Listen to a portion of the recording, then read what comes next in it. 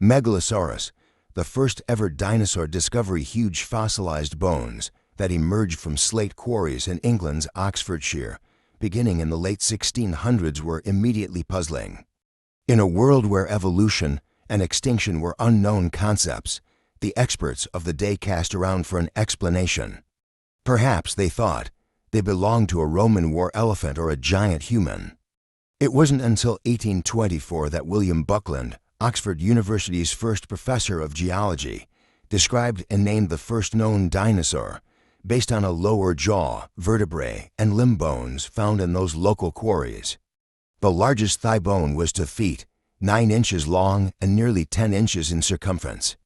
Buckland named the creature the bones belonged to Megalosaurus, or great lizard, in a scientific paper that he presented to London's newly formed Geological Society on February 20, 1824. From the shape of its teeth, he believed it was a carnivore more than 40 feet 12 meters long with the bulk of an elephant.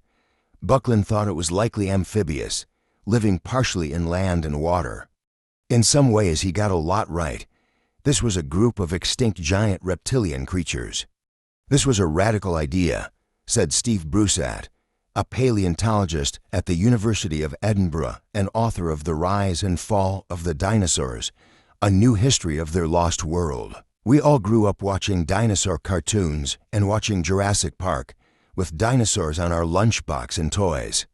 But imagine a world where the word dinosaur doesn't exist, where the concept of a dinosaur doesn't exist, and you were the first people that realized this simply by looking at a few large bones from the earth.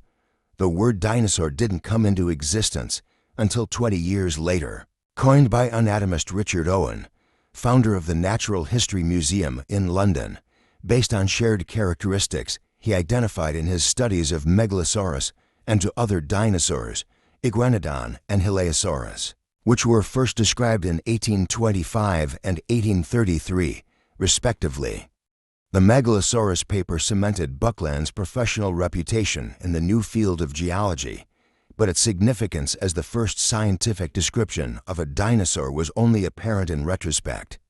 At the time, Megalosaurus was eclipsed in the public imagination by the discovery of complete fossils of giant marine reptiles such as the ichthyosaur and plesiosaur collected by paleontologist Marianne Ning on England's Dorset coast.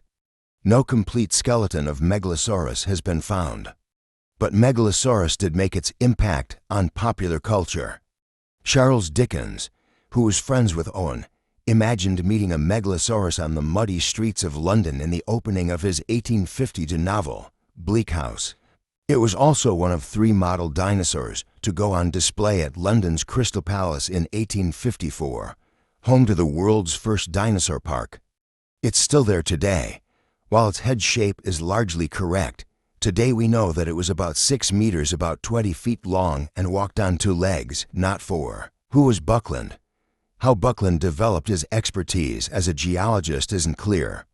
An ambitious and charismatic scholar, he read classics and theology at Oxford, graduating in 1804, and took a wide range of classes, including in anatomy, said Susan Newell, a historian and associate researcher at the University of Oxford Museum of Natural History.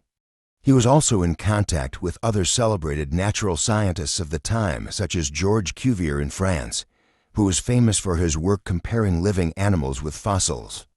Buckland was the first person who really started to think, well, what is going on with all of these weird fossils coming up, just up the road in this quarry in Oxford?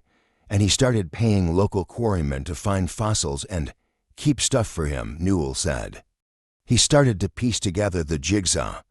A year after his Megalosaurus paper was published, Buckland married his unofficial assistant, Mary Moreland, who was a talented naturalist in her own right and the artist of the illustrations of Megalosaurus fossils that appeared in the groundbreaking paper.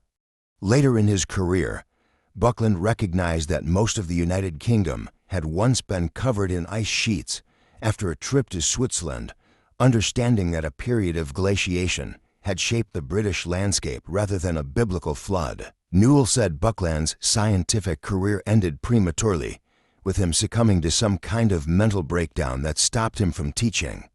He died in 1856 in an asylum in London. What we've learned for paleontologists, the 200-year anniversary of the first scientific naming of a dinosaur is an opportunity to take stock and look back at what the field has learned over the past 2 centuries. Defined by their disappearance, dinosaurs were once thought to be evolutionary failures.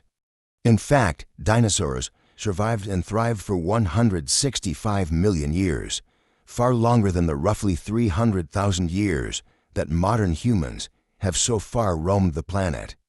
Today, around 1,000 species of dinosaurs have been named, and there are about 50 new dinosaur species discovered each year, according to Brusat. Really, the science is still in the discovery phase. Yes, it's 200 years old now, but we've only found a tiny fraction of the dinosaurs that have ever lived, Brusat said. Birds today are the descendants of dinosaurs. There are over 10,000 species of birds that live just right now. And of course, dinosaurs lived for well over 150 million years, so do the math. There were probably thousands, if not millions, of different species of dinosaurs. In the 1990s, fossils unearthed in China definitively revealed that dinosaurs had feathers, confirming a long-held theory that they are the direct ancestors of the birds that flap around in backyards. It's not just amazing fossil discoveries that make the present a golden age of paleontology.